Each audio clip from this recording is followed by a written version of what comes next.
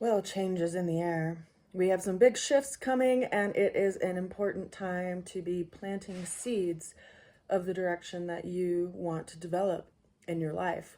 So, we are in the last couple days of a waning moon, which basically means that the moon is coming closer to alignment with the sun, and we will have a new moon in just a couple of days, actually on the 28th of February, so the last day of this month. And new moons are time for new beginnings. They're time for planting seeds in the dark and allowing the universe to act as it will to bring them into form. We have to consider that a lot of seeds don't necessarily grow in, the most gentle environments. They grow with the weight of the world on their back. They grow under pressure. They grow in a cold, dark environment. And it is through warmth that they're called to the surface, through light that they're called to the surface to develop and grow. So what in your life is being asked to be planted right now? And I say that because, granted, we have a new moon every month, and it's in a different sign, right, as it aligns with the sun. And yet it is in a different energy because of the energetic that it is showing up in. So right now it's in the sign of Pisces, or it will be in the sign of Pisces. Currently the moon is in the sign of Aquarius, the sign right before Pisces, and it's making its way into an alignment with the sun. The key thing about this particular new moon is that it's also lining up close to the North Node and in the area of the North Node, also with the planet of Saturn. We have other alignments happening with the planet of Saturn, which is a planet of responsibility and an awareness of time. So I just want to look really quickly at what's going on with the sky so you can understand the alignments that I'm referring to, and then we'll jump into the card reading for today. We have 3 major arcanas in our 5-card reading, so there is definitely some challenges that we are facing this week, but no challenge is not without some kind of outcome, right? It's calling us to develop certain aspects of ourselves, and so we have to rise up and step to the plate with that challenge. Now, to just look at what's going on with the sky here, we can see we have this grouping of planets in Pisces, which is what I was referring to. We have the sun, which just had a Cazimi relationship with Mercury. Currently today, Mercury and Saturn are conjunct. They're only separated by about a degree. And then we also have Neptune and the North Node in alignment. So if you just take a glance at this visually, we can see that we have all of the planets weighted on one side of the zodiac chart or in the zodiac wheel. And so granted, if you have, let's say for instance, a Pisces rising, all of this is going to be happening underneath the surface because this is the line of the horizon, and this would be the introverted side of ourselves versus the extroverted side of ourselves. So if you have an Aquarius rising, you're doing a lot of work in your own internal world, which also doesn't surprise me considering that we have Pluto sitting over here in the beginning degrees of Aquarius, bringing about a lot of transformation and change that we can't turn back from, right? Once we burn the bridge, we can't cross back over it. We have to build our lives where we're at. And the first house is the energetic of our body and how we show up to the world and how we're seen, kind of like our avatar. And so having this weight here for the next 19 years will be a very strong development of self, just as far as a snapshot goes. Versus if you have a Capricorn rising, right, this transformation energy is happening in the 2nd house in your area of resources and the money that you earn through your job. If you have a Sagittarius rising, all of this is going to be showing up in your local community, also your siblings relationship, your neighbors, also elementary education and short distance travel. If you have a Scorpio rising, all of this is going to be showing up in the area of your home, your relationship with your family and your tribe, and particularly your mom. If you have a Libra rising, this transformation is going to be showing up in your 5th house, which is all around your creative outlets and relationships with children, creative developments as far as how you show up in the world in that way, where your heart gets to shine, so to speak. If you have a Virgo rising, this transformation energy is going to be happening in your 6th house, which is the house of your job. your preventative health, how you take care of yourself, your day-to-day routines. If you have a Leo rising, this energy is going to be transforming your 7th house or your house of relationships, one-to-one relationships, business relationships, contracts. And I'm just referring to Pluto right now, granted, right? Not necessarily this chunk of planets. That's a whole nother area of your chart that would be highlighted depending on where that is sitting in your house system, which is why it's really helpful to understand your natal chart.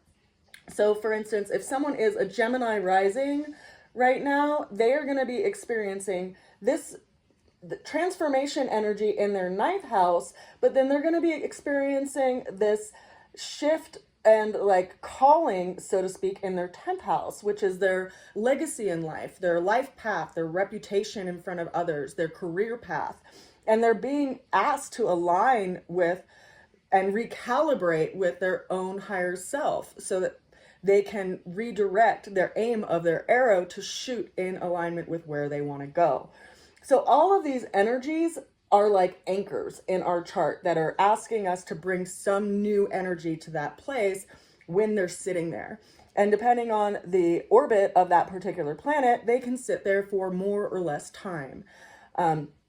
So to look at what's going on and what's being highlighted this week as far as the new moon, we do have this clump over here in Pisces. And consider that Pisces is a sign, is the sign of spirituality. It's a sign considered closest to God. It's also a sign that is tied to the idea of escapism and separatization from society, whether that's through isolation, whether it's through a monastery, whether it's through incarceration. It's something that separates them from society. And so all of us have Pisces in our chart. Depending on which house it is in is the area that it's going to be influencing and asking us to realign ourselves. Now, for the reading for this week, for this new moon that we're experiencing here, we have an opening energy of the Wheel of Fortune. The Wheel of Fortune is governed by the planet of Jupiter, which is currently in the sign of Gemini. Now, what's interesting about that is that we do have the North Node and the South Node in the Pisces Virgo axis. So the South Node is in Virgo, asking us to let go of certain aspects of ourselves, wherever Virgo sits in your chart. And it is coming into a trine relationship with Jupiter, which brings some kind of help and some kind of support to the situation. So whatever you're being asked to change, try not to look at it as a loss, but instead something to motivate you, something that is trying to set a fire within you, and to have faith in that process. Things that shift unexpectedly are often opening up opportunities for us to take advantage of that we would not have looked or sought out for if that shift hadn't happened. The challenge that we are facing this week is the 7 of Wands. So we see someone who's holding a wand, and in front of them, there are 6 wands lined up in the foreground of the card, and they look to be on some kind of landmass of some sort. They're holding their wand up in a stance of defense, so they're holding some kind of boundary. They're separating themselves from the outer will of others and looking at their own divine will rather than what other people are pushing them to do. So the challenge this week is to stand up for ourselves, to stand up for what we feel is important, to stand up for what is sacred, to stand up for what is our own truth, and to not be pushed by the will of other people. And as my boss reminded me recently, she said, having a boundary doesn't make you a capital B. Being assertive doesn't make you mean. It just lays out the ground of what you will and won't allow. And so being assertive isn't a bad thing. And I am constantly reminded about that with my pushy little furry beast of a dog, because he was a rescue and he is wild at heart and doesn't like to be disciplined. And my friends point out when I tell him no, it sounds like a sweet nothing. It doesn't sound assertive. So I am also learning that I need to be more assertive with not only the people in my life and with my work environment, but also with my pet, right? We need to tell people what the boundaries are. And it's not necessarily telling them what they can and can't do, but it's what we won't tolerate and continue to put our energy into something if something continues the way that it is. Now, the way through that energetic is our second major arcana for the reading of this week, which is the Justice card. We see a queen sitting on a throne holding a sword in one hand that has a little bit of a flame on the tip of it. And then in her other hand, she's holding a scale. And the two vessels of the scale, the two sides of the scale, one is red and one is blue. So it kind of lends this quality of balance in a situation. Now, the Justice card is all about contracts and relationships, one-to-one relationships, contractual relationships, relationships that we feel bound to in some way, but out of choice and out of agreement.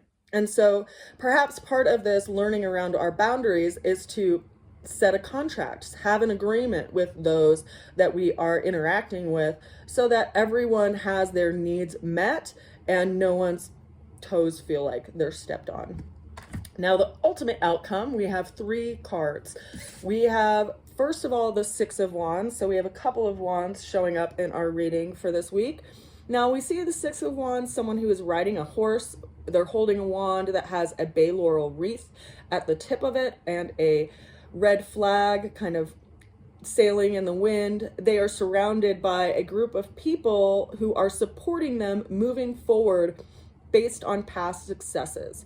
So it's important to kind of take some kind of inventory of your own self and your own life and make note of the places that you feel like you have been successful. And those are the energetics that are going to encourage you to move forward. If you look down at your feet all the time, you're going to trip over your feet and you're going to fall. So you have to put your eyes on the horizon. You have to keep your chin up. You have to look toward your successes and what makes your heart feel like it is growing and opening, and lean into that direction. Whatever is changing and shifting in your life is opening up a space for that movement. If things were to stay stagnant and the same, there really is no potential for development of our being and ultimately our relationships. That's further clarified by the Empress card. So we see the energy of Venus coming in to the reading for today. It is highlighting that Venus is getting ready to go retrograde. What's so interesting is that while Venus is currently in Aries, which I have shown you in this fancy diagram I made, Venus is currently in Aries, and it will start going retrograde on March 1st. So just in a couple of days, and it will go back to this interaction over here with Saturn.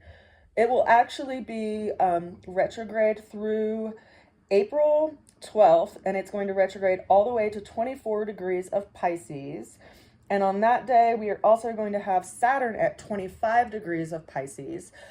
And we will also have, I think Mercury will also just have gotten out of retrograde and will be 27 degrees of Pisces.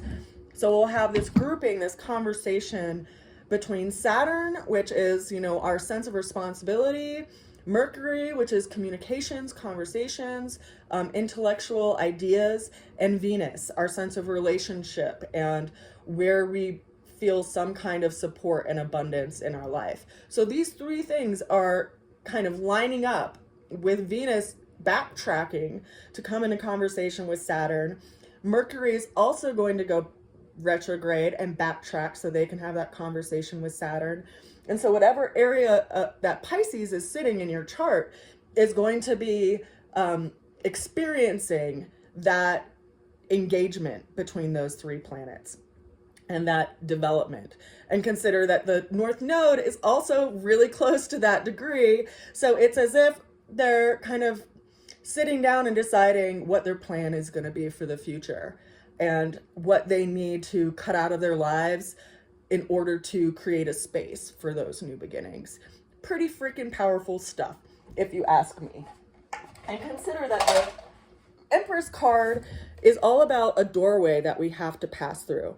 This is a card that is associated with motherhood or pregnancy, but it doesn't always have to be referring to a child. It can also be referring to like the development of some, childlike project that you've always wanted to create and bring into the world. It can be lending this quality of time that is going to have to be going into this project, because consider that we have this new moon happening in a couple of days in the sign of Pisces. We'll have a full moon in a couple of weeks in Virgo, reflecting back to this and highlighting that which we need to let go. And then in 6 months' time, when we have that full moon in Pisces, when we're in the time frame of the sun being in Virgo, we'll see that seed that we've planted over the next coming few days, how it developed, how it got brought into form. And so there is this kind of incubation or, growing process that we're all going through, similar to the Empress card. And then the final card that we have for this week is the Queen of Pentacles. This is associated with Capricorn energy, also our life path energy, our career path, our legacy in front of others. And so it really is asking us to sit down with our values, much like this queen here is sitting with a big coin or a large pentacle sitting on her lap. And she's sitting on a throne that has a mountain goat on it, which is highlighting the qualities of Capricorn, willing to pursue that which they have set their sights on without fear. If you've ever seen a mountain goat climb and scale the edges of a mountain, you can be pretty awestruck in witnessing what they overcome and their lack of fear. And so that's what we are having engage in us right now. It's kind of like, when the sweet animal is backed against the corner, you start to hear them snarl. You see their teeth come out. You see their defenses come out and their fierceness that you would have never seen had they not been put in that position. And I think that's what we are all starting to have awaken in us, is that inner aspect of ourselves that feels like we need to demand our boundaries be respected, so that we can have the energy to put forth that which we really want to grow in our lives. So it's a powerful seed planting time. I definitely, by way of energy and intention, of course, it's a little too early to plant seeds unless you're starting them inside your house currently. Just because of the weather in the northern hemisphere, at least. But the new moon is on the 28th of February, so I encourage you to set your intentions, to write a letter to the universe, to write a letter to your higher self, to really feel in your body that which you want to create and that which you feel absolutely called to create in your heart, in your mind, in your being, in your soul. Because we are all being recalibrated and awakened to do that right now. It is a great time of change. I'm Katie Cat. I send you a good wish and a lot of love as we navigate through these times. It's important for us to also have boundaries with ourselves by way of where we will let the mind wander to and what kind of internal dialogue we place upon ourselves. We really have to be careful with that and be disciplined with not only our efforts of each day and what we do externally, but the work that we are also doing internally. I send you a good wish, and I will see you again soon. Bye for now. Mwah.